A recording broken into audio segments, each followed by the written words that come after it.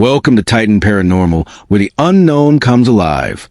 Real encounters, true hauntings, and the stories that will make the hair on your neck stand. Dare to watch if you think you can handle the truth. This next story comes from a librarian in upstate New York who encountered something she couldn't explain during a quiet night shift. Here's her story. I had worked at the Greenfield Public Library for almost 5 years. Nights were usually quiet, sometimes too quiet. It was the middle of November when it happened. Around 10:30 p.m., I was shelving books in the far corner of the children's section when I heard soft giggling. I froze. The library was supposed to be empty. I called out, "Hello?" No answer. Just that giggling again, echoing between the shelves. I followed the sound and saw her.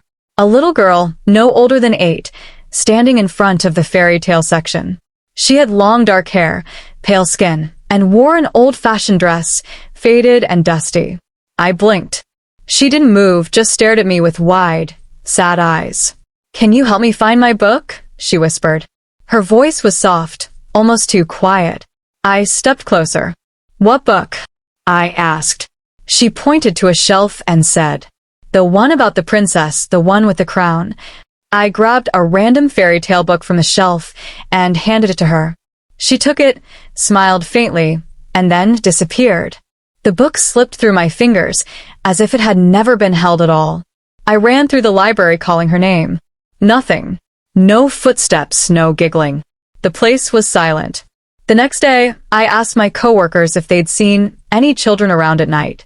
No one had. The library closes at 9 p.m., and no one is allowed inside after hours. Later, I researched the building's history. I discovered that over 40 years ago, a young girl had died in the children's section after falling from the top of the stacks. Her name was Emily. After that night, I sometimes felt her presence while working late, a gentle tug on my sleeve, or the faint smell of old books when I was alone. I never saw her again, but I know she's still there, keeping the story safe. That was the girl in the library. Some spirits linger for reasons we may never fully understand. If you've experienced a ghostly encounter, put it in our comment section, and your story could be featured in our next chilling episode. Thank you for listening. Please like and subscribe.